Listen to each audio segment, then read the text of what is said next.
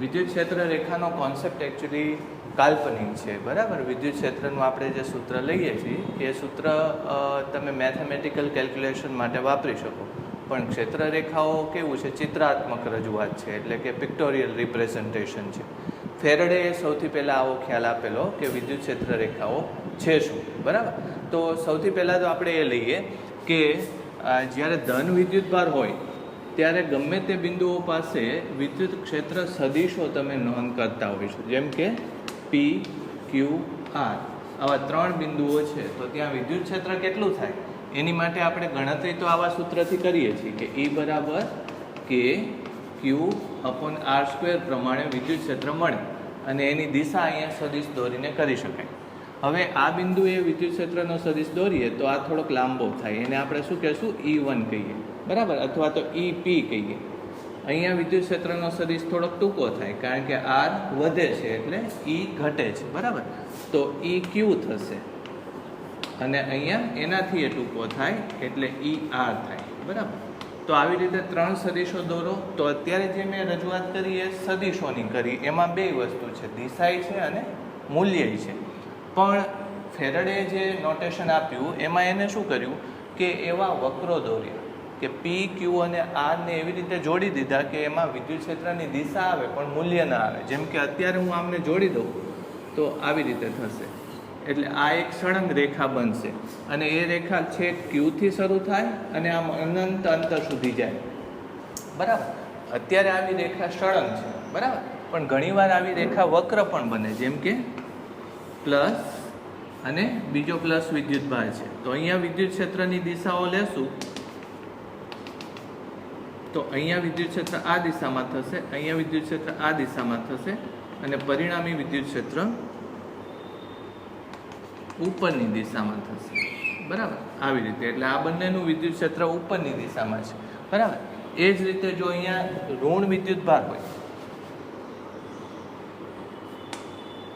તો એ બિંદુ પાસે આનું વિદ્યુત ક્ષેત્ર આ દિશામાં થાય, આનું વિદ્યુત ક્ષેત્ર આ દિશામાં થાય, અને ક્ષેત્ર રેખાઓ એનું પરિણામી ક્ષેત્ર આ દિશામાં થાય, બરાબર.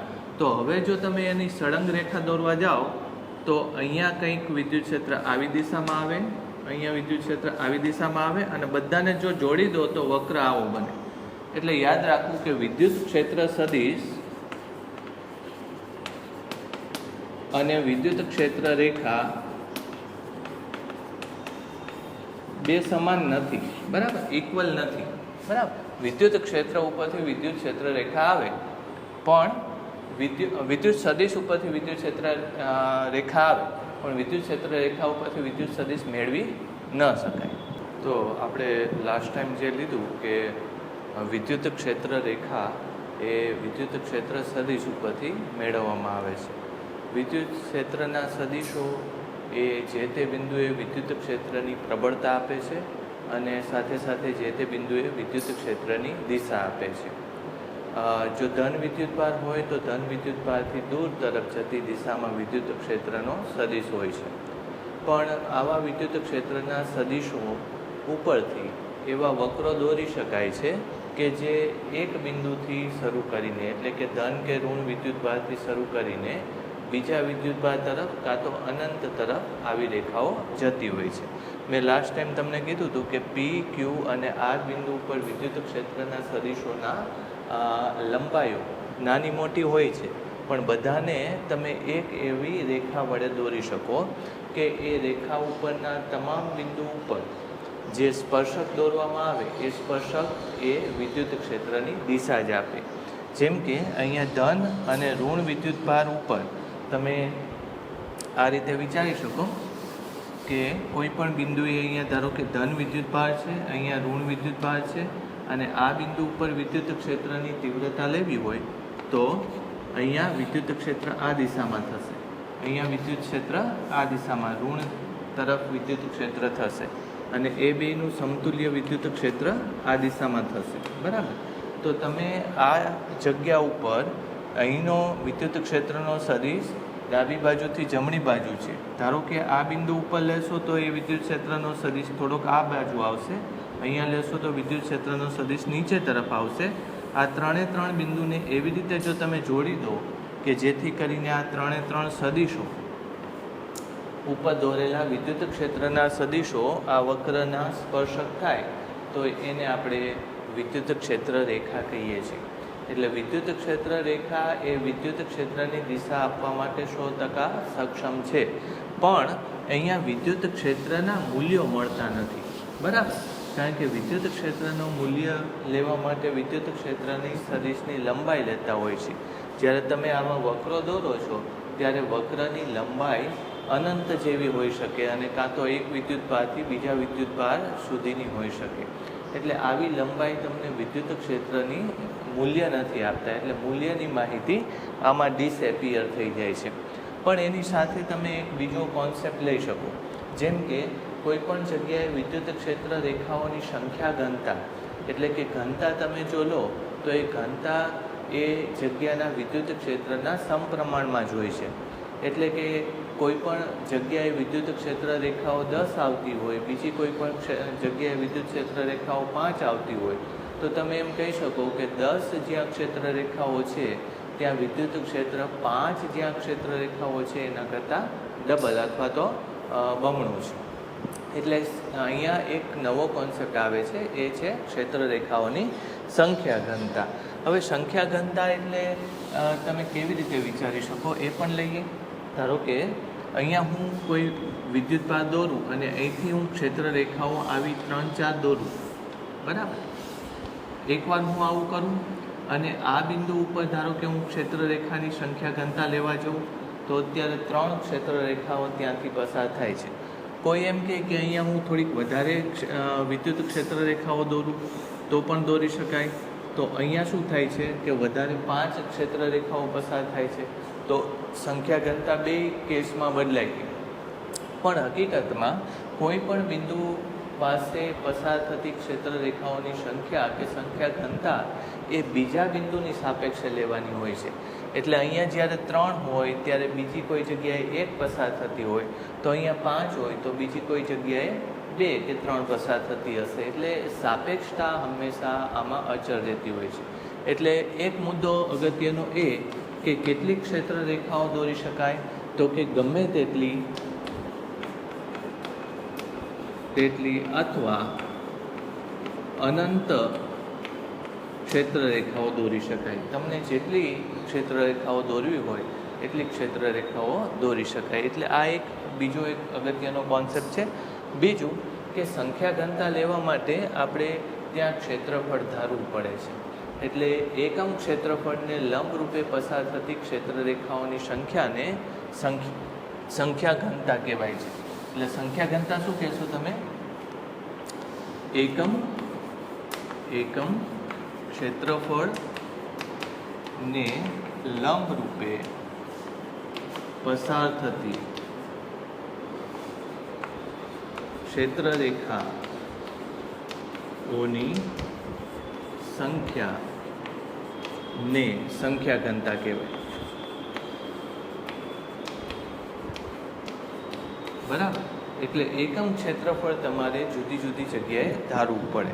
હવે અત્યારે આપણે જે વિદ્યુત ભાર લઈએ છીએ તો એટલે જે વિદ્યુત ક્ષેત્ર લઈએ છીએ એ બિંદુવત વિદ્યુત ભારને લીધે અત્યારે ચર્ચા કરીએ છીએ. એટલે બિંદુવત વિદ્યુત ભારથી તમે જુદા જુદા અંતરે, જેમ કે R1 અંતરે કોઈ વિદ્યુત ક્ષેત્રરેખાની સંખ્યા ઘનતા લેવી હોય, કોઈ એમ કે મારે R2 અંતરે ક્ષેત્રરેખાની સંખ્યા ઘનતા લેવી છે, કોઈ કે R3 અંતરે ક્ષેત્રરેખાની સંખ્યા ઘનતા લેવી છે, તો આપણે એક બહુ સરળ ગાણિતિક પ્રોસેસ, મેથેમેટિકલ પ્રોસેસ લઈ લઈએ. ધારો કે R1 અંતરે વિદ્યુત ક્ષેત્ર કેટલું થશે? E1 હોય તો અહીંયા શું લખીએ છીએ? KQ /R1² એવું થશે. એટલે કે E1 ચલે છે 1/R1². પછી એ જ રીતે E2 બરાબર KQ/R2² એવું લેશું. એટલે E2 ચલે છે R2².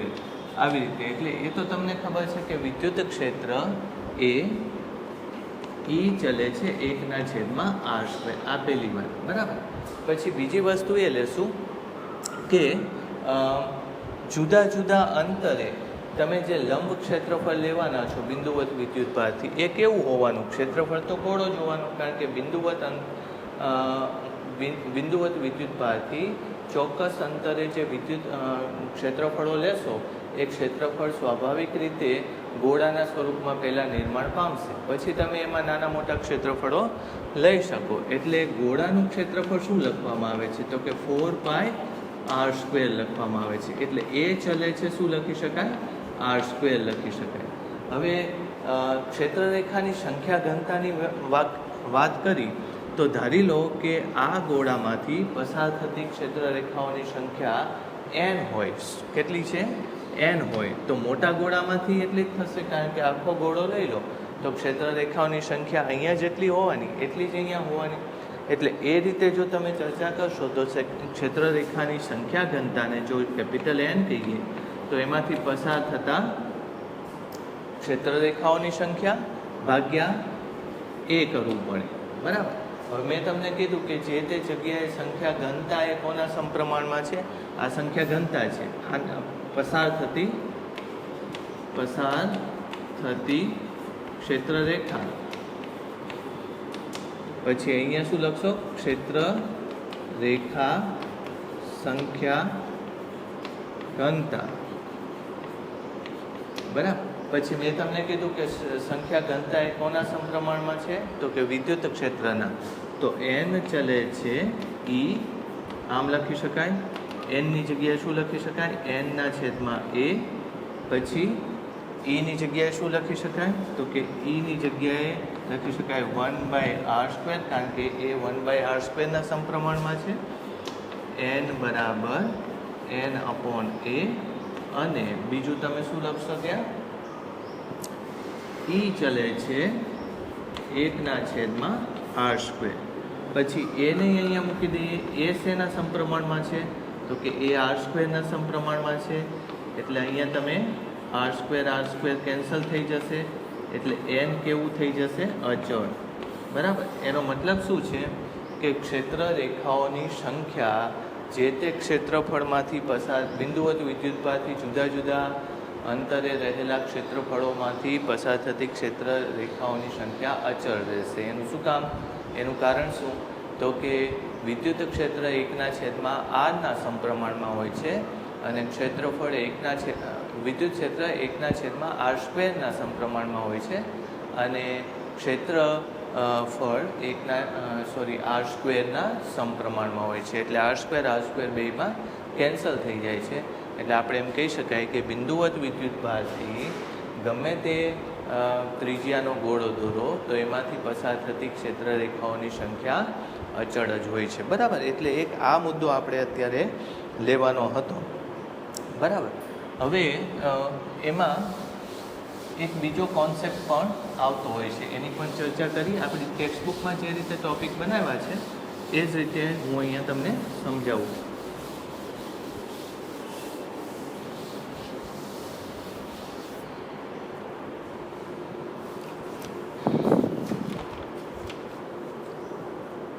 હવે જુદા જુદા બિંદુઓ પાસે પસાર થતી વિદ્યુત ક્ષેત્ર રેખાઓની સંખ્યા જુદી જુદી હોય.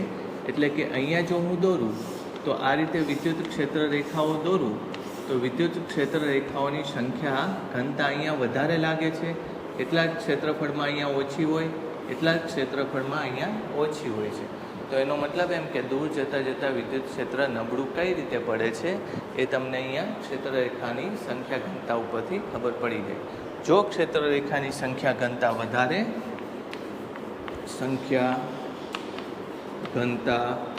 વધારે તો વિદ્યુત ક્ષેત્ર વધારે, અને જો વિદ્યુત ક્ષેત્ર અથવા તો વિદ્યુત ક્ષેત્રની તીવ્રતા વધારે, અને જો ક્ષેત્રરેખાની સંખ્યા ઘનતા ઓછી તો વિદ્યુત ક્ષેત્રની તીવ્રતા ઓછી. બરાબર. એટલે આ એક સમજૂતી લઈ લેજો કે કઈ રીતે વિદ્યુત ક્ષેત્રની સંખ્યા ઘનતા બદલાતી હોય છે.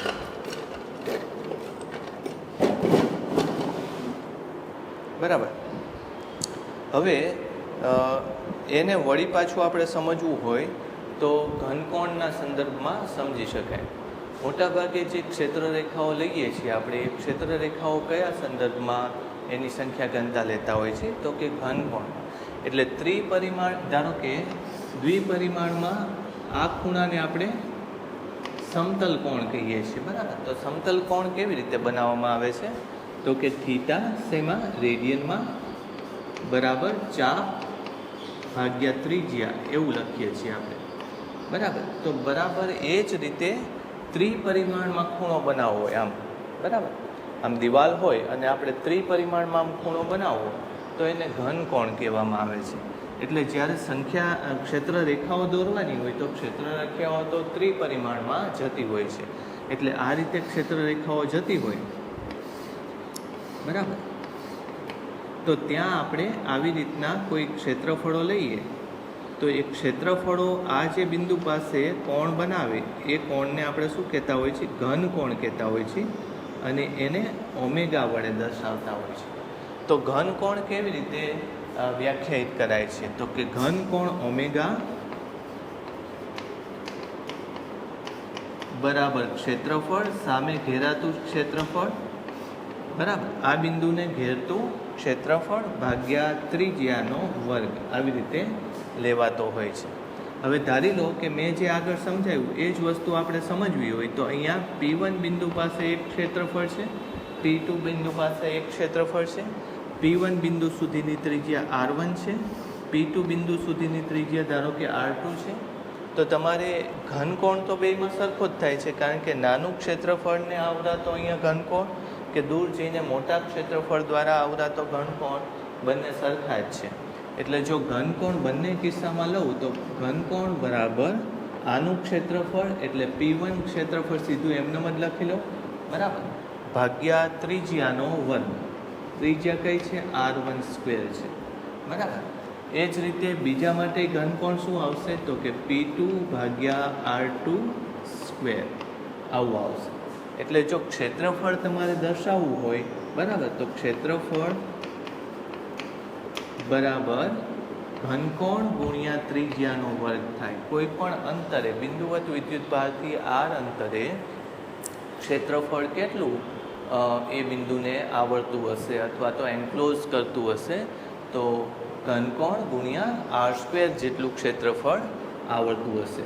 તો પછી સંખ્યા ઘનતા મેં કીધી એ કેટલી થાય? સંખ્યા ઘનતા બરાબર એમાંથી પસાર થતી ક્ષેત્રરેખાની સંખ્યા ભાગ્યા ક્ષેત્રફળ. તો ક્ષેત્રફળ કેટલું થશે? Omega R square. તો ક્ષેત્રરેખાઓ આવી રીતે દર્શાવી શકાય. પછી સંખ્યા ઘનતા એ મેં આગળ વાત કરી એમ 1/R સ્ક્વેરના સમપ્રમાણમાં છે. તો 1R સ્ક્વેર જતું રહેશે એટલે કોના અચળ મૂલ્ય બરાબર ક્ષેત્રરેખાની સંખ્યા આવશે n/ઓમેગા. એટલે આ સંખ્યા ઘનતા આવી રીતે મેળવી શકાય. ચોપડીમાં એક આકૃતિ આપીને આની વાત કરેલી છે, બરાબર? ઓકે. તો સૌથી સરળ શબ્દોમાં જો આપણે કહેવું હોય તો વિદ્યુત ક્ષેત્ર રેખાઓ છે શું? તો વિદ્યુત ક્ષેત્ર રેખાઓ એવા વક્રો છે કે વક્રોના તમામ બિંદુએ દોરેલા સ્પર્શકો એ બિંદુએ વિદ્યુત ક્ષેત્રની દિશા આપે. એટલે ક્ષેત્રરેખાની વ્યાખ્યા બનાવી. વિદ્યુત ક્ષેત્ર રેખા શું છે? ક્ષેત્રરેખા એવા વક્રો છે, એવા વક્રો કે જેના પર તમામ બિંદુએ દોરેલા સ્પર્શકો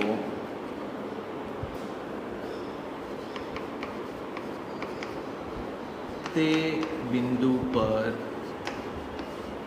વિદ્યુત ક્ષેત્રની દિશા આપે. વિદ્યુત ક્ષેત્રની દિશા આપે એટલે વિદ્યુત ક્ષેત્ર રેખાઓ કોઈ પણ આકારની હોઈ શકે. આવી પણ હોય, પણ હું આ બિંદુએ વિદ્યુત ક્ષેત્ર કઈ દિશામાં હશે એવું જો જાણવા માગતો હોય તો મારે ત્યાં સ્પર્શક દોરી દેવાનો. એટલે એ કાં તો આ દિશામાં હશે અને કાં તો આ દિશામાં હશે. પછી ક્ષેત્રરેખા કઈ બાજુથી શરૂ થાય છે ને કઈ બાજુ પૂરી થાય છે એવું દર્શાવતા હોય છે. એટલે કે આવી રીતે પણ તીર દર્શાવતા હોય છે કે ક્ષેત્રરેખા આમથી આમ જાય છે. તો તીરની દિશા તરફનો સ્પર્શક એ વિદ્યુત ક્ષેત્રની તીવ્રતાની દિશા દર્શાવે છે. એટલે સ્પર્શક તો એક લાઈન હોય છે, બરાબર, રેખા હોય છે, એટલે એને બે દિશા હોય. તો તમને એમ થાય કે આ બેમાંથી કઈ દિશા લેવી? તો ક્ષેત્ર રેખાઓની દિશાઓની, જેમ કે તીર આ બાજુ છે તો સ્પર્શકનો એ ભાગ કે જે ક્ષેત્ર રેખાઓની દિશા તરફ ઢળેલો છે એને આપણે વિદ્યુત ક્ષેત્રની તીવ્રતાની દિશા લઈ શકાય. વિદ્યુત ક્ષેત્રની તીવ્રતાનું મૂલ્ય કેટલું? તો એ તમને મેં કીધું કે રેખાઓની ગીચતા ઉપરથી નક્કી થશે. કોઈ પણ રેખાઓની ગીચતા, કોઈ પણ જગ્યાએ રેખાઓની ગીચતા વધારે હોય તો ત્યાં ક્ષેત્ર પ્રબળ હશે, અને જ્યાં ગીચતા ઓછી હશે ત્યાં ક્ષેત્ર નબળું હશે, બરાબર. તો આટલી વસ્તુ આપણે લઈ શકાય. પછી બહુ બીજી સરળ વાતો છે, જેમ કે ધન વિદ્યુત ભારમાંથી ક્ષેત્ર રેખાઓ નીકળીને દૂર તરફ જતી હોય છે, બરાબર. આ રીતે તમે દોરી શકો. ધન વિદ્યુત ભારમાંથી ક્ષેત્ર રેખાઓ નીકળે છે, કારણ કે આ આપણે વિદ્યુત ક્ષેત્ર સદિશો માટે લીધેલું છે. તો આ ધન એટલે કે Q ગ્રેટર દેન 0 એટલે કે ધન વીજભાર, આમ લઈ શકાય. પછી ઋણ વીજભારમાં ક્ષેત્ર રેખાઓ વિરામ પામતી હોય છે, બરાબર, આ રીતે લઈ શકાય.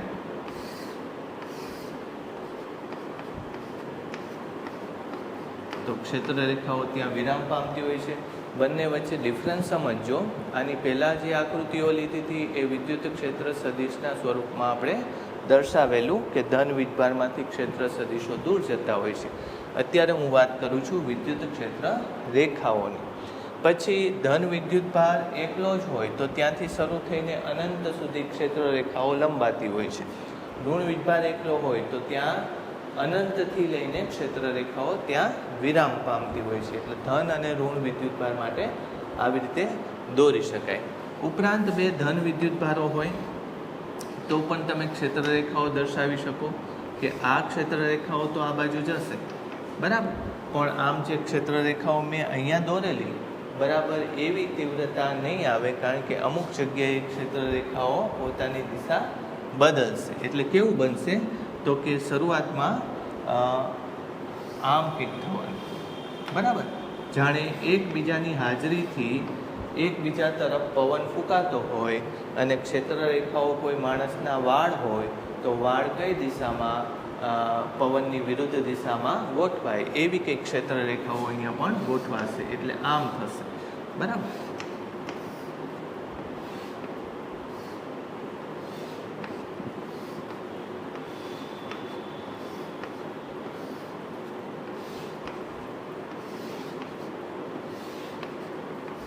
તો બે ધન વિદ્યુત ભારો માટે ક્ષેત્ર રેખાઓ આવી કંઈક ગોઠવાશે અને વચ્ચેના ભાગમાં વિદ્યુત ક્ષેત્ર રેખાઓ છે નહીં, એટલે ત્યાં શું થવું જોઈએ? વિદ્યુત ક્ષેત્રની તીવ્રતા 0 થવી જોઈએ, બરાબર.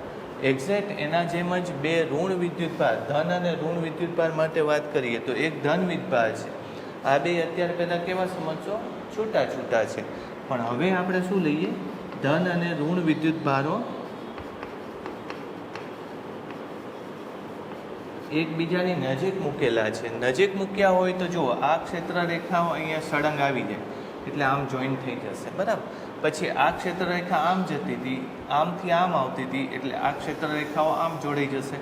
વાત સમજાણી? એટલે થોડુંક વક્ર ભાગ આવીને ક્ષેત્ર રેખાઓ આમ જોડાઈ જશે એકબીજા સાથે.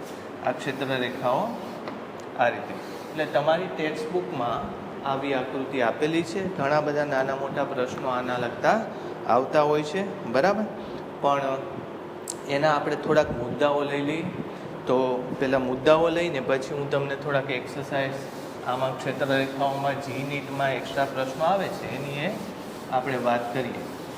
તો પહેલો મુદ્દો કયો છે? તો કે ક્ષેત્ર રેખાઓ ધન વીજભારમાંથી શરૂ થાય છે અને ઋણ વીજભારમાં વિરામ પામે છે, બરાબર. તો પહેલો મુદ્દો આવો લખશું: ક્ષેત્ર રેખા ધન વીજભારમાંથી શરૂ થાય અને ઋણ વીજભારમાં વિરામ પામે અથવા તો અંત પામે. જો ધન કે એમાં આગળ છે, જો ધન કે ઋણ વીજભાર એકલો હોય તો ધન વીજભારમાંથી શરૂ થઈ અનંત સુધી લંબાય. ઋણ વીજભાર એકલો હોય તો અનંતથી શરૂ કરીને ઋણ વીજભાર તરફ આવીને વિરામ પામે. અને જો બંને નજીક હોય તો એકમાંથી શરૂ થઈ અને બીજામાં વિરામ પામે. ઓકે. પછી કોઈ પણ જગ્યાએ વિદ્યુતભાર ન હોય તો ક્ષેત્રરેખા તૂટ્યા વગર ત્યાં સતત આગળ વધતી હોય છે. બરાબર. એટલે બીજો મુદ્દો શું? જો ક્ષેત્ર રહિત કે ક્ષેત્ર રહિત નહીં કહીએ પણ વીજભાર રહિત કહીશું, વીજભાર રહિત વિસ્તારમાં વિદ્યુત ક્ષેત્ર રેખા તૂટ્યા વગર અનબ્રોકન, રાઈટ, તૂટ્યા વગર સતત આગળ વધે છે. બરાબર. તો બીજો મુદ્દો આ છે. બરાબર. ત્રીજો મુદ્દો આપણે લઈએ તો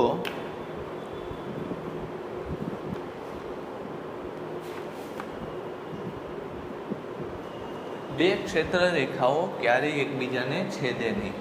જો બે ક્ષેત્ર રેખાઓ, પહેલાં તો એ મુદ્દો લખી લઈએ, બે ક્ષેત્ર રેખા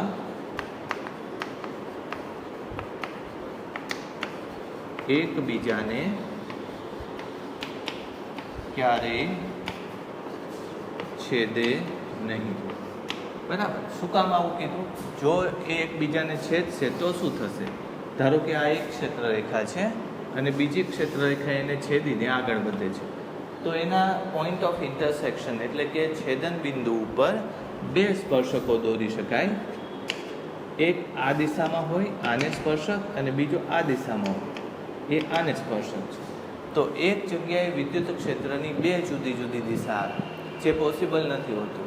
વિદ્યુત ક્ષેત્ર એક જગ્યાએ ઘણા બધા હોઈ શકે પણ એનું સરેરાશ વિદ્યુત ક્ષેત્રની અસર આવે. જો કોઈ ટેબલ ઉપર તમે બળ લગાડો અને ઘણા બધા આવા બળ લાગતો હોય તો ટેબલ એક જ દિશામાં જાય, બધા બળની દિશામાં નહીં જાય. તો એનો અર્થ એવો છે કે આ બિંદુ ઉપર વિદ્યુત ક્ષેત્રો જુદી જુદી દિશામાંથી હોઈ શકે પણ અસર તો એના પરિણામી વિદ્યુત ક્ષેત્રની જ આવે.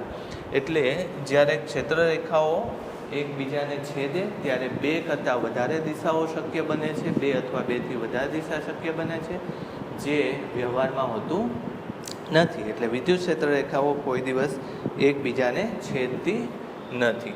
અને ચોથો પોઈન્ટ, વિદ્યુત ક્ષેત્ર રેખા, વીજ ક્ષેત્ર રેખા ક્યારેય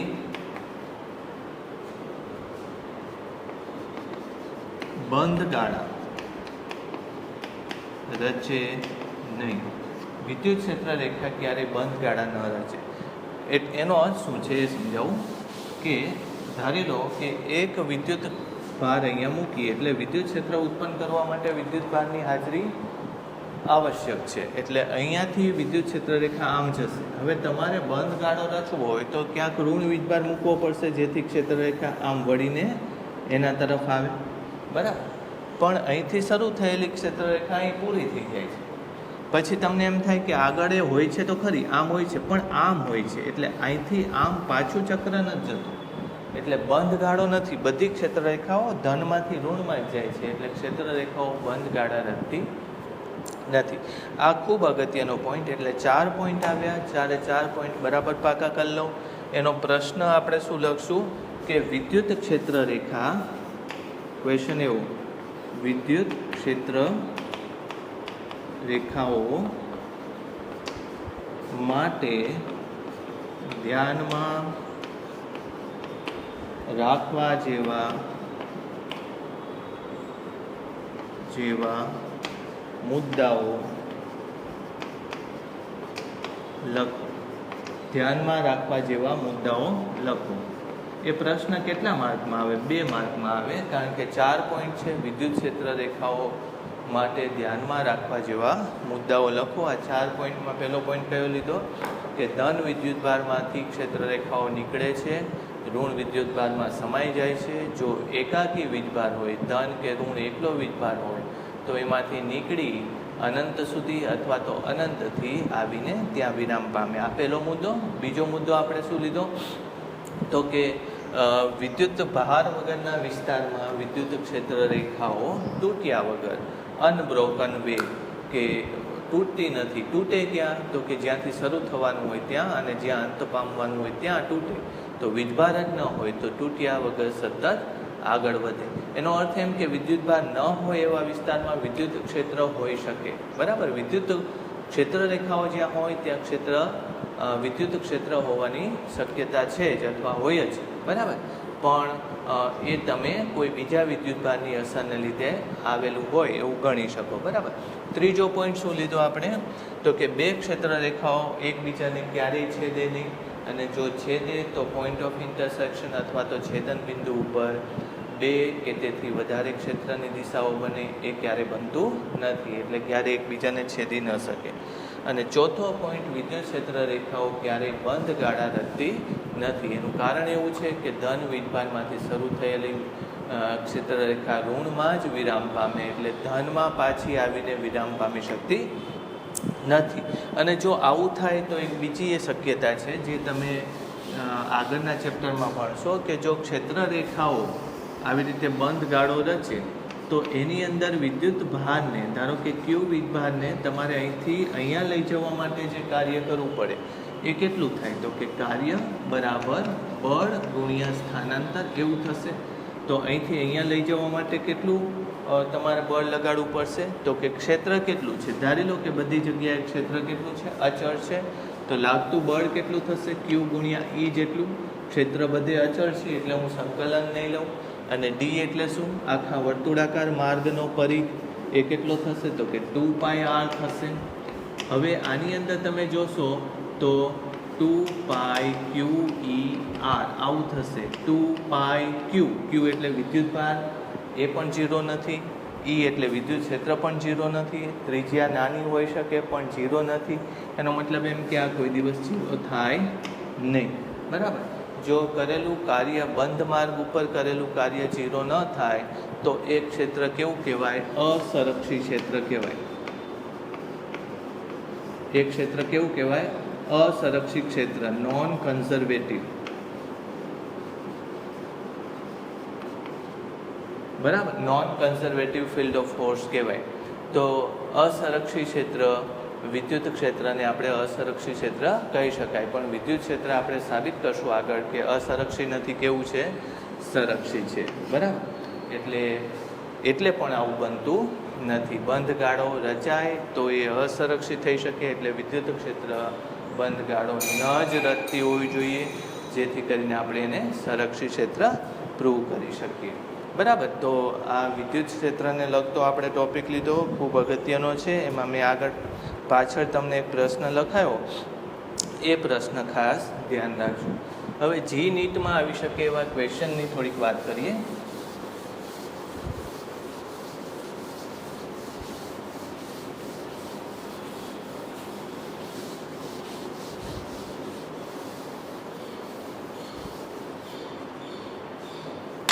એક્સ્ટ્રા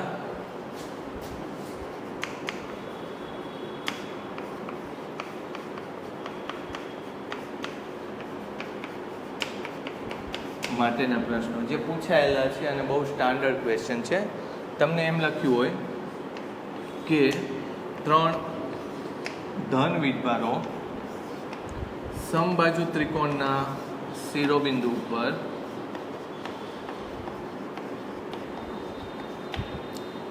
શિરોબિંદુ ઉપર મૂકેલા છે, તો ક્ષેત્ર રેખાઓનું ઓરિએન્ટેશન, ક્ષેત્ર રેખાઓ કેવી થશે.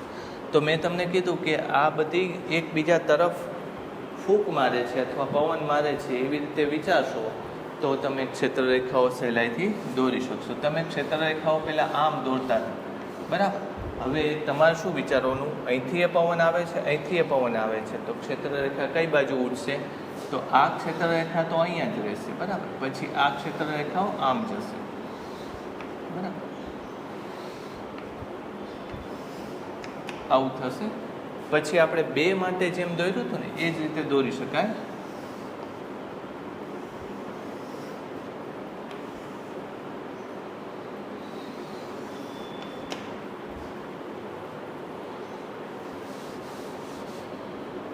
બે માટે જે રીતે દોર્યું હતું એ જ વસ્તુ અહીંયા દોરી શકાય. આમ થશે.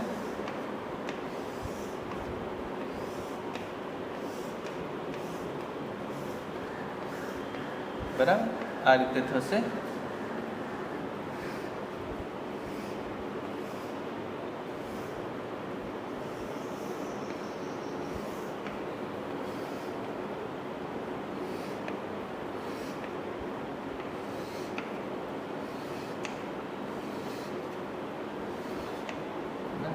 આવી રીતે થશે.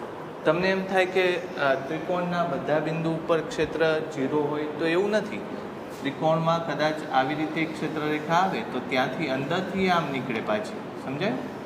એટલે એવું જરૂરી નથી કે બધા જ બિંદુ પાસે ક્ષેત્ર 0 હોય, પણ એ ક્ષેત્રરેખાને ક્યાંય જવાનો ચાન્સ નથી, એટલે વચ્ચેના ભાગમાંથી ક્રોસ કરીને નહીં નીકળી શકે, એ આવી જ રીતે ક્યાંક નીકળી શકે. બરાબર, તો એક આ પ્રશ્ન વારંવાર આવી ગયેલો છે. બીજો પ્રશ્ન આપણે થોડોક ચેન્જ કરી શકાય. ધારો કે 2 ધન વીજભાર છે, અથવા તો એમ સમજો કે એક જગ્યાનો વીજભાર વધારે છે. બરાબર, અહીંયા જ હું સમજાવી દઉં. આ વિદ્યુતભાર, બધા વીજભાર મેં કેવા લીધા? Q લીધા. પણ ધારી લો કે આ વીજભાર કેટલો છે? 2Q છે, વધારે વીજભાર છે. તો ક્ષેત્રરેખાઓનું ઓરિએન્ટેશન કેવું થશે? તો અહીંયા પ્રબળતા કોની વધારે આવે? તો કે આ ક્ષેત્રરેખાઓ વધારે દૂર સુધી આને ધકેલી દેશે. બરાબર, આમ થઈ શકશે. અને આ ક્ષેત્રરેખાઓ બહુ ટૂંકમાં પોતાને વાળી દેશે. સમજાયું? આવું કંઈક થવું જોઈએ. એટલે આ ક્ષેત્રરેખાઓ લાંબા ગાળા સુધી પોતાને અંદર ધકેલશે, કારણ કે વીજભાર કયો વધારે છે? આ વીજભાર વધારે છે. એટલે મેં તમને કીધું ને કે આમાં કોન્સેપ્ટ એવો વિચારવાનો કે ધન વીજભાર ફૂંક મારે છે. બરાબર, અને ઋણ વીજભાર પાછી ફૂંક ખેંચે છે. બરાબર, તો જો વધારે વીજભાર હોય તો વધારે ફૂંક મારે છે એવું વિચારો. આ પણ ફૂંક મારે છે, એટલે અહીંથી આમ કંઈક પાછું જવું જોઈએ. આ મેં તમને એક્સ્ટ્રા પ્રશ્ન આપ્યો. હવે એક ઋણવાળો તમને કહી દઉં. આમાં શક્યતાઓ ઘણી બધી છે, એટલે તમે વિચારશો તો તમારી રીતે જ આ કરવું પડશે. તો આ બે એકબીજાને અપાકર્ષે, પણ આ બે એકબીજાને આકર્ષે.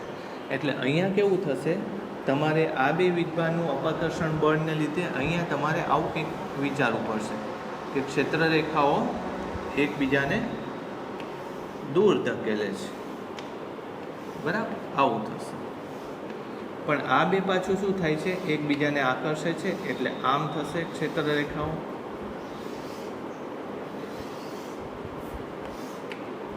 બરાબર, આવી રીતે થશે.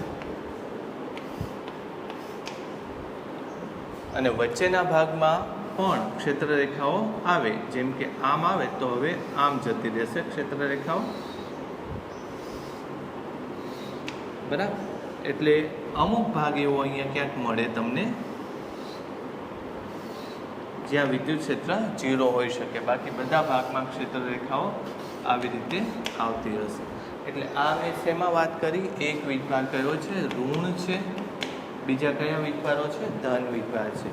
એટલે આવા પ્રશ્નો જી નીટમાં આવતા હોય છે. મેં તમને એક્સ્ટ્રા આ પ્રશ્નો કરાવ્યા.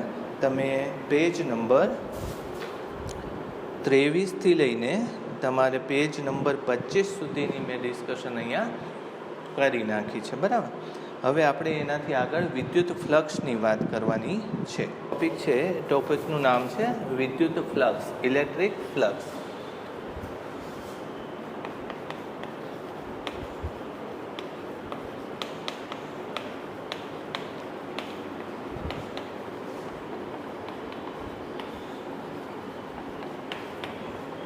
વિદ્યુત ફ્લક્સ.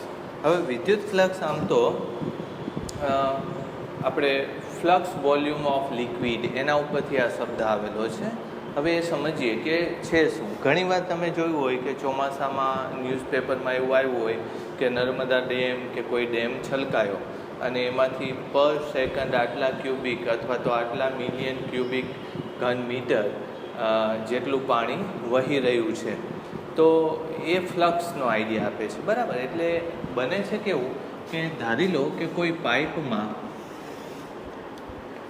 થી પાણી આવે છે. બરાબર. પાઇપ અથવા તો ડેમના દરવાજામાંથી પાણી આવે છે. આ પાઇપનું ક્ષેત્રફળ ધારી લો કે એસ છે, અથવા તો આમ ચોપડીમાં શું લખેલું છે? ડેલ્ટા એસ લખેલું છે. એ ક્ષેત્રફળ કેટલું છે? ડેલ્ટા એસ છે. આની અંદરથી જે પાણી આવે છે એ કઈ ઝડપે આવે છે? વી ઝડપે પાણી આવે છે. બરાબર. તો 1 સેકન્ડમાં આમાંથી કેટલું પાણી, કેટલા ક્યુબિક મીટર પાણી નીકળી ગયું? તો એની માટે કોન્સેપ્ટ શું લઈએ છીએ કે 1 સેકન્ડમાં અહીંયા રહેલું પાણી કેટલું આગળ જતું રહે? તો આપણને ખબર છે કે v બરાબર ડીના છેદમાં ટી. ટીને 1 સેકન્ડ લઈ લઈએ તો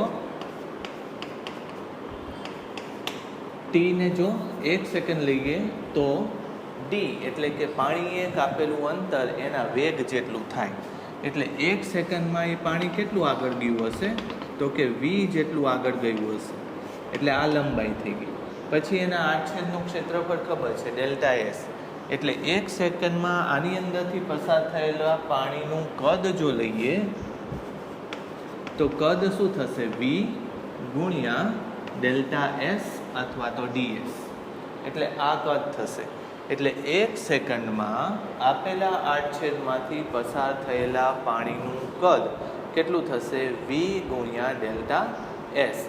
એને જ આપણે શું કહીએ છીએ કે વોલ્યુમ ફ્લક્સ ઓફ લિક્વિડ અથવા તો વોલ્યુમ ફ્લક્સ ઓફ વોટર એવું કહીએ છીએ. બરાબર. એટલે બહાર જતું ફ્લક્સ v ગુણ્યા ds થાય. પછી ઘણીવાર એમ થાય કે જો આની જગ્યાએ મેં આડછેદ આવું લીધું હોય, બરાબર, નળી તો છે આપણી પાસે, પણ નળીનું આડછેદ આવું છે.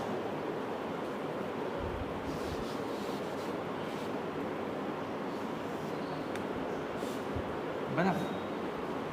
તો તમે વિચારશો તો આને ધારો કે હું ડેલ્ટા એસ ડેશ કહું તો તમે એમ કહેશો કે વોલ્યુમ ફ્લક્સ ઓફ લિક્વિડ કેટલું થાય? તો વોલ્યુમ ફ્લક્સ ઓફ લિક્વિડ તો મેં v ઇન્ટુ ds લખાયું.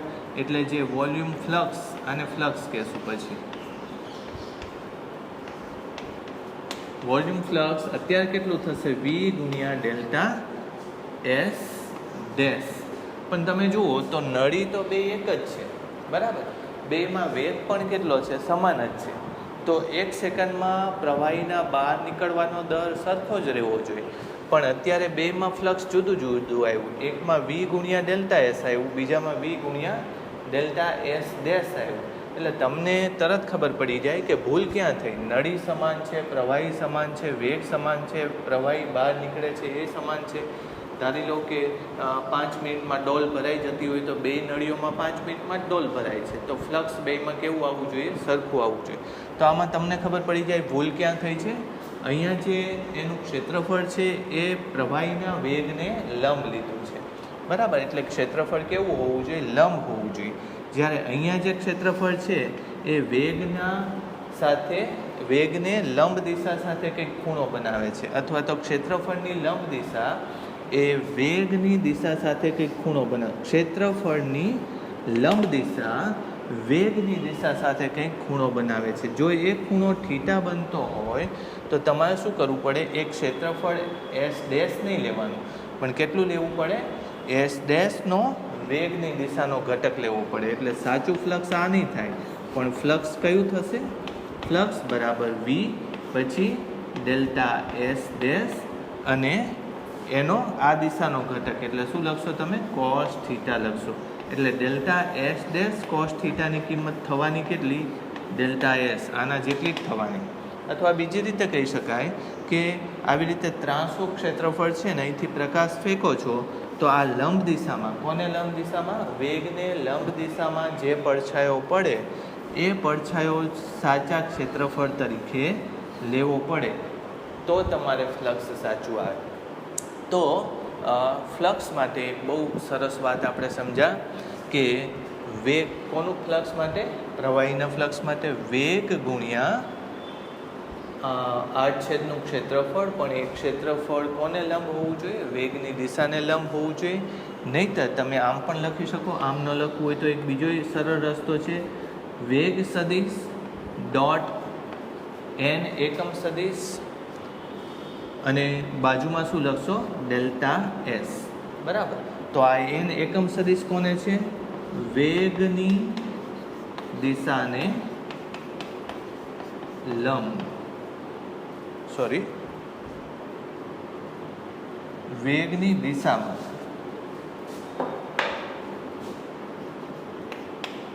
સદિશ. બરાબર. એટલે આમ તમે જોશો તો ક્ષેત્રફળને લંબ દિશામાં આ ઘટક હોવો જોઈએ, અથવા ક્ષેત્રફળને લંબ દિશાનો ઘટક.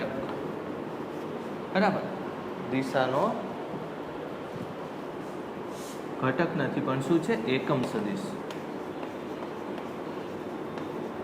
બરાબર. આમ કંઈક આપણે વાત કરવી પડે. એટલે ફ્લક્સ આવી રીતે સમજાય. પણ આ ફ્લક્સને આધારે આપણે વિદ્યુત ફ્લક્સ પણ ધ્યાનમાં લઈએ છીએ. બરાબર. એટલે પહેલી વસ્તુ મેં પ્રવાહી ઉપરથી તમને ફ્લક્સ સમજાવ્યું. આપણી ચોપડીમાં આની થોડીક ચર્ચા કરેલી છે, ડિસ્કશન છે. અને હવે જે હું સમજાવું છું એ શેનું ફ્લક્સ સમજાવું છું? વિદ્યુત ફ્લક્સ સમજાવી છે. તો વિદ્યુત ફ્લક્સમાં પ્રવાહી નથી વહેતું હોતું. કોણ જતું હોય છે? વિદ્યુત ક્ષેત્ર રેખાઓ જતી હોય છે અને કોઈ ક્ષેત્રફળમાંથી પસાર થતી હોય છે. તો અત્યારે પ્રવાહીના વેગની જગ્યાએ આપણે શું કરવાનું? વિદ્યુત ક્ષેત્ર રેખાઓની દિશાની વાત કરવાની. બરાબર. તો આગળ જેમ વાત કરી એમ મેં તમને કહ્યું કે વિદ્યુત ક્ષેત્રની તીવ્રતા એ કોઈ પણ આડછેદમાંથી પસાર થતી ક્ષેત્ર રેખાઓની સંખ્યા ઘનતા, અથવા તો કોઈ પણ વિસ્તારમાં પસાર થતી ક્ષેત્ર રેખાઓની સંખ્યા ઘનતા ઉપર આધાર રાખે છે. અને સંખ્યા ઘનતા એટલે શું લીધું? કે ક્ષેત્ર રેખાઓની સંખ્યા ભાગ્યા એ વિસ્તારમાં આડછેદ અથવા તો એ વિસ્તારમાં ક્ષેત્ર રેખાને લંબ ક્ષેત્રફળ. બરાબર. તો અત્યારે આપણે જો વિચારીએ તો વિદ્યુત એકમ આડછેદમાંથી પસાર થતી ક્ષેત્રરેખાઓની સંખ્યા ઘનતા ક્ષેત્રરેખાની સંખ્યા n હોય, તો અત્યારે આપણે આડછેદ જે લઈશું એ ધારી લો કે કેટલું લઈએ છીએ? ડેલ્ટા એસ લઈએ છીએ. તો આડછેદમાંથી પસાર થતી ક્ષેત્રરેખાઓની સંખ્યાને શું કહી શકાય? ફ્લક્સ કહી શકાય. બરાબર. એટલે ફ્લક્સ એટલે શું? ફ્લક્સ એટલે આપેલા ક્ષેત્રફળમાંથી તેને લંબ રૂપે પસાર થતી ક્ષેત્ર રેખાઓની સંખ્યા. ફ્લક્સ આવી રીતે લખાય. હવે એ આપણે શોધવું હોય તો એકમ ક્ષેત્રમાંથી પસાર થતી ક્ષેત્ર રેખાઓની સંખ્યા કેટલી હતી? n હતી. આપણે આગળ ભણ્યા એમ. તો આપેલા s ક્ષેત્રફળમાંથી પસાર થતી ક્ષેત્ર રેખાઓની સંખ્યા કેટલી થાય? તો n ગુણ્યા ડેલ્ટા એસ. આને શું લખાય? ફ્લક્સ. ફ્લક્સને અત્યારે ધારી લો કે હું ફાઈ લખું. ગ્રીક આલ્ફાબેટ એને ફાઈ કહેવાય છે. હવે તમને ખબર છે કે E ચલે છે n. બરાબર. એકમ ક્ષેત્રફળમાંથી લંબરૂપે પસાર થતી ક્ષેત્રરેખાઓની સંખ્યા ઘનતાના સમપ્રમાણમાં વિદ્યુત ક્ષેત્ર ત્યાંનું હોય છે. તો જો તમે આમ લખો તો આની જગ્યાએ શું લખી શકો? કે ફ્લક્સ ચલે છે E ગુણ્યા ડેલ્ટા એસ. પાછું E અને ડેલ્ટા એસ એકબીજાને કેવા હોવા જોઈએ? લંબ હોવા જોઈએ. બરાબર. ડેલ્ટા એસ એટલે ક્ષેત્રફળ અને E એટલે વિદ્યુત ક્ષેત્રની દિશા. બંને એકબીજાને કેવા હોવા જોઈએ? લંબ હોવા જોઈએ. એટલે અહીંયા કંઈક અચળાંક આવશે પણ આપણે ફ્લક્સ માપતા નથી. યાદ રાખજો. E ગુણ્યા ડેલ્ટા એસ આવો કે જેવો અચળાંક આવે, પણ કે ની કિંમત આપણે આર્બિટરીલી એટલે સ્વૈચ્છિક કે 1 લઈ લો તો ફ્લક્સ શું થાય? ફ્લક્સ બરાબર E ગુણ્યા ડેલ્ટા એસ થાય. બરાબર. તમને એમ થાય કે એની કિંમત સ્વૈચ્છિક 1 શું કામ લીધી? તો જે વસ્તુ મપાતી ન હોય, ફક્ત ગણાતી હોય. બરાબર. એટલે which is not measurable but which is calculable, બરાબર, દેટ મીન્સ કાઉન્ટેબલ. તો એવી જગ્યાએ તમારે ફ્લક્સ આવતા અચળાંકની કિંમતો 1 લઈ શકાય. આવું આપણે કરેલું છે, વેગમાનમાં કરેલું છે, વિદ્યુત ભારો અને બળની સરખામણી જ્યારે કુલમના બળ કરીએ ત્યારે પણ આવું કરેલું છે, બરાબર. એટલે આમ લઈ શકાય. પછી તમને એમ હોય કે વિદ્યુત આપણી બુકમાં એક આકૃતિ દોરેલી છે, એની વાત કરી દઈએ. ધારી લો કે ક્ષેત્ર રેખાઓ આ રીતે છે, બરાબર, અને એને આ રીતે બરાબર લંબ ક્ષેત્રફળ છે, બરાબર. ક્ષેત્ર રેખાઓને લંબ છે. એને જો તમે ઉપરથી જુઓ તો એ કેવું દેખાય છે, તો કે ક્ષેત્ર રેખાઓ આમ છે અને ક્ષેત્રફળ એક્ઝેક્ટ એને કેવું છે, લંબ છે, બરાબર. તો ત્યારે સીધું જ શું આવશે, E ગુણ્યા ડેલ્ટા એસ, બરાબર. એટલે આવું સીધું જ આવશે, કારણ કે ક્ષેત્ર રેખા અને ક્ષેત્રફળ એકબીજાને કેવા છે, લંબ છે. પણ ધારી લો કે કોઈ જગ્યાએ થોડો ખૂણો છે એમાં, બરાબર, આવું કંઈક છે, અને તમે એ જગ્યાએથી જ જુઓ છો, બરાબર. ધારી લો કે આવી રીતનું ક્ષેત્રફળ છે અને આ ક્ષેત્ર રેખા છે. તમે આ ઉપરથી જ જુઓ છો તો તમને આવું લાગે છે. વિદ્યુત ક્ષેત્ર આ દિશામાં છે, પણ વિદ્યુત ક્ષેત્રની દિશા સાથે ક્ષેત્રફળનો કોઈ લંબ સદિશે કેટલો ખૂણો બનાવ્યો, થીટા. યાદ રાખજો, આપણે ક્ષેત્રફળનો ખૂણો વિદ્યુત ક્ષેત્ર સાથે નથી લેવાનો. આપણે કોનો ખૂણો લેવાનો છે, તો કે વિદ્યુત ક્ષેત્રની દિશા સાથે આપેલા ક્ષેત્રફળની લંબ દિશાનો ખૂણો લેવાનો છે. આપેલા ક્ષેત્રફળની લંબ દિશાનો ખૂણો એટલે આપેલું ક્ષેત્રફળ જો ડેલ્ટા એસ હોય તો હવે આની માટે તમે કેટલું લખશો, E ડેલ્ટા એસ અને કોસ થીટા. એટલે આનો આ દિશાનો ઘટક લેવો જોઈએ. એનો અર્થ એમ કે તમે આનો આ દિશાનો ઘટક લીધો, ક્ષેત્રફળનો આ દિશાનો ઘટક લીધો અને સદિશનો આ દિશાનો, બે એક જ વસ્તુ છે, બરાબર. એટલે આનો આ દિશાનો ઘટક લો તો ક્ષેત્રફળ થોડુંક નાનું થઈ જાય. તો એનો મતલબ એમ કે તમે આ કિસ્સામાં ફ્લક્સ અને આ કિસ્સામાં ફ્લક્સની સરખામણી કરો તો આમાં ખાલી E ગુણ્યા ડેલ્ટા એસ જ આવે છે અને આની અંદર E ગુણ્યા ડેલ્ટા એસ કોસ થીટા આવે છે. બેયમાં ક્ષેત્રફળો તો સરખા જ છે, વિદ્યુત ક્ષેત્ર પણ સરખું છે, પણ ફ્લક્સ જુદું થઈ ગયું. કયા કિસ્સામાં ફ્લક્સ ઓછું થઈ ગયું, તો કે આ કિસ્સામાં ફ્લક્સ ઓછું થઈ ગયું કારણ કે ક્ષેત્રફળે કંઈક ખૂણો બનાવ્યો, કોની સાથે, વિદ્યુત ક્ષેત્ર સાથે. એટલે બહુ સરળ વસ્તુ છે કે તમારે જો વધારે પ્રમાણમાં વસ્તુ ધારો કે વરસાદના છાંટા પડે છે અને તમારે મોટામાં મોટો વિસ્તાર વરસાદથી ભીંજાવવો છે, તો વરસાદ જે દિશામાં પડે છે એને બરાબર લંબ દિશામાં જ ક્ષેત્રફળ રાખો તો મેક્સિમમ વરસાદના છાંટા એમાં કલેક્ટ થાય. પણ જો તમે ત્રાંસું છાપરું રાખશો તો વરસાદના છાંટા એ છાપરુંનો વિસ્તાર ક્ષેત્રફળ મોટું હોવા છતાંય મોટા ભાગને ભીંજવતું નથી. એટલે આને ઘણી રીતે સમજી શકાય. ધારો કે પાણી જતું હોય અને એક રિંગ હોય આપણી પાસે, બરાબર, તો રિંગને પાણીને લંબ રાખશો તો એમાંથી વધારે પાણી પસાર થશે, પણ રિંગને જો ત્રાંસી રાખશો પાણી તો એમાંથી વધારે પાણી પસાર નહીં થાય. તો તમને એમ થાય કે આવું ફ્લક્સ લેવાનો હેતુ શું છે, તો આગળ આપણે સમજશું કે ફ્લક્સ લેવાથી વિદ્યુત ક્ષેત્રની ગણતરી થોડીક સહેલી બની જાય છે. કાયમ નથી બનતી. Flux is A mathematical concept, બરાબર, ગાણિતિક એનો વિચાર છે. એટલે કાયમ આવી ગણતરીઓ આપણને સહેલી પડતી નથી. પણ ફ્લક્સ લેવાથી વિદ્યુત ક્ષેત્ર સંમિત વિદ્યુતભારનું વિતરણ હોય ને એમાં સહેલું પડી, એટલે ફ્લક્સ આપણે એટલે લઈએ છીએ. બીજી વાત એ છે કે જ્યારે તમે ક્યુ લો છો, વીજભાર લો છો, ત્યારે બળ લો, બળ ઉપરથી વિદ્યુત ક્ષેત્ર આવે, વિદ્યુત ક્ષેત્ર ઉપરથી શું આવે, ફ્લક્સ આવે. એટલે આપણો હેતુ શું છે, વિદ્યુત ભારને મેં સૌથી પહેલાં જ ચેપ્ટર ચાલુ કર્યું ત્યારે જ મેં સમજાવ્યું હતું કે વિદ્યુત ભારને સમજવાના વિજ્ઞાનને વિદ્યુત કહીએ છીએ અથવા તો ઇલેક્ટ્રિસિટી કહીએ છીએ. એમાં સ્ટેટિક ઇલેક્ટ્રિસિટી આવી જાય અને ડાયનેમિક ઇલેક્ટ્રિસિટી પણ આવી જાય. તો વિદ્યુત ભાર માપી ન શકાતું એટલે આપણે શેનો ઉપયોગ કર્યો તો એ મેં શીખવાડ્યું હતું તમને, કુલમના બળ.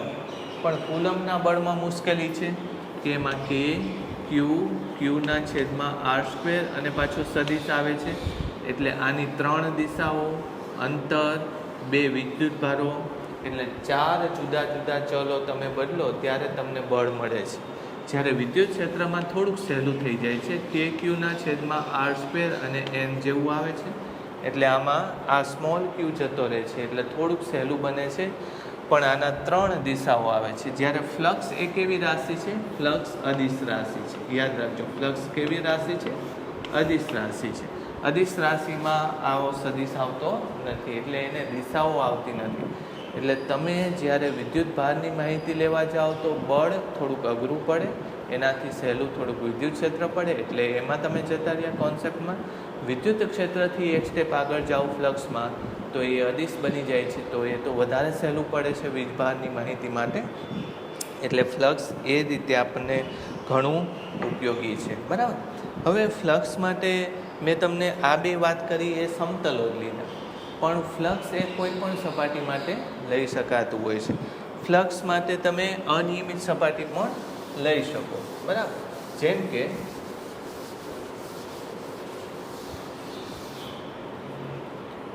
આવી કોઈ અનિયમિત સપાટી છે આપણી પાસે, બરાબર, અને વિદ્યુત ક્ષેત્ર આની અંદરથી પસાર થાય છે, બરાબર. તો ફ્લક્સ ગણવા માટે આપણે શું કરવું જોઈએ? તો કે ત્યાં નાનકડો એવો, એટલે સમજો કે એવી આપણી પાસે કાગળ છે કે જેનો ડૂચો વાળી દીધો છે. એટલે કાગળ જો આવી રીતનો હોય તો એ સમતલ કાગળ છે, બરાબર. પણ એનો જો ડૂચો વાળી દેશું તો એ કાગળની અંદર રિંકલ્સ એટલે ગળીઓ પડી જશે. તો ત્યારે શું કરવું પડે? ફ્લક્સ ગણવા માટે ત્યારે સીધું ડેલ્ટા એસ લઈ શકાતું નથી, પણ એની જગ્યાએ શું કરીએ છીએ આપણે? નાના વિસ્તાર એવો કાગળનો ટુકડો કાપીએ છીએ કે જે લગભગ સમતલ હોય. એટલે કાગળનો જે ડૂચો હોય એને તમે કાતરથી લઈને એવી રીતે કાપો કે જેથી કરીને નાના નાના ટુકડા થાય ને ટેબલ ઉપર આમ બરાબર સમતલની જેમ ગોઠવી શકાય. એટલે તમને એમ કહે કે કાગળના આ ડૂચાનું ક્ષેત્રફળ કેટલું? કાગળનો ડૂચો એક ખોલ્યા વગર એમ કહે કે કાગળના ડૂચાનું ક્ષેત્રફળ કેટલું એ શોધવું છે, તો ખોલ્યા વગર કરવાનું છે. તો તમે શું કહી શકો? કાતર લઈને ઝીણા ઝીણા ઝીણા ઝીણા એના ટુકડા કરતા જાઓ, એ ટુકડાને ટેબલ ઉપર કે જમીન ઉપર ગોઠવી દો, તો પછી આરામથી ક્ષેત્રફળ માપી શકો. તો એ જ વસ્તુ અહીંયા લાગુ પડે છે કે નાનું ક્ષેત્રફળ લેવાનું, એ નાના ક્ષેત્રફળને આપણે શું કહેશું? ds કહેશું, અને ત્યારે માપેલા ફ્લક્સને શું કહેશું? d∅ કહેશું. એટલે આ જગ્યાએ વિદ્યુત ક્ષેત્ર જો E હોય, બરાબર, અથવા તો જે નામનો ખંડ છે, તો તમે સમજો કે એ જગ્યાનું વિદ્યુત ક્ષેત્ર E જે લઈએ, અને બાજુમાં જે ડેલ્ટા એસ જ લેવું હોય તો ડેલ્ટા એસ જ લઈ લો. ડેલ્ટા એસ એનું નાનો એવો ખંડ છે, બેની વચ્ચેનો ખૂણો પણ આમાં લઈ શકાય. વિદ્યુત ક્ષેત્ર ધારો કે આવો નાનો ખંડ છે, વિદ્યુત ક્ષેત્ર આ દિશામાં છે અને એ ખંડ આ દિશામાં છે, બરાબર. તો બેની વચ્ચેના ખૂણાને આધારે cos θ પણ લઈ શકાય.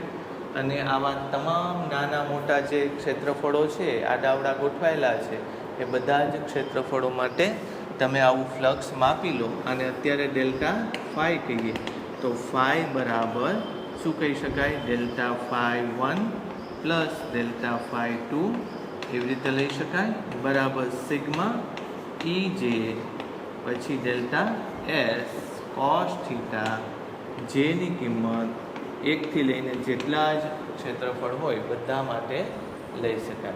અને આને વધારે જો સહેલાઈથી ગણવું હોય તો ફ્લક્સ બરાબર શું થશે? તો કે આને સંકલન કરી શકાય. ખૂબ જ નાના ટુકડા કરવા હોય તો સંકલન E પછી cos θ ગુણ્યા ds આવી રીતે સંકલન કરી શકાય. અને સંકલન શેની માટે? સમગ્ર સપાટી માટે. એટલે મેં તમને કીધું કે ફ્લક્સ શું છે, પાણી માટે સમજાવ્યું. પછી મેં તમને કીધું વિદ્યુત માટે ફ્લક્સ કેવી રીતે લેવાય છે એ વાત કરી. પછી ફ્લક્સ સમતલ માટે અમુક ખૂણા બનાવતા હોય તો કેવી રીતે બને એ વાત કરી. પછી કયા સ્થિતિમાં ફ્લક્સ વધારે આવે, કઈ સ્થિતિમાં ફ્લક્સ ઓછું આવે એ વાત કરી. પછી જો સપાટી અનિયમિત આકારની હોય તો શું કરવું જોઈએ? તો કે સપાટીના નાના નાના ટુકડાનું ફ્લક્સ લઈ લેવું જોઈએ અને તમામ ફ્લક્સ છેવટે ઉમેરી દેવું જોઈએ, સરવાળો કરી દેવો જોઈએ અને છેવટે એનું કંઈક આવું સૂત્ર બને અને ગાણિતિક રીતે મેથેમેટિકલી કેલ્ક્યુલેશન કરવા માટે ફ્લક્સ આ રીતનું લેવું જોઈએ તમારે, બરાબર. તો ફ્લક્સની વાત આનો હું કંઈ પ્રશ્ન નથી લખાવતો, કારણ કે ફ્લક્સ તમને સીધું આવી રીતે યુઝમાં નહીં આવે, પણ ફ્લક્સ ગણતરી માટે, વિદ્યુત ક્ષેત્રની ગણતરી માટે ઘણું ઉપયોગી છે, બરાબર.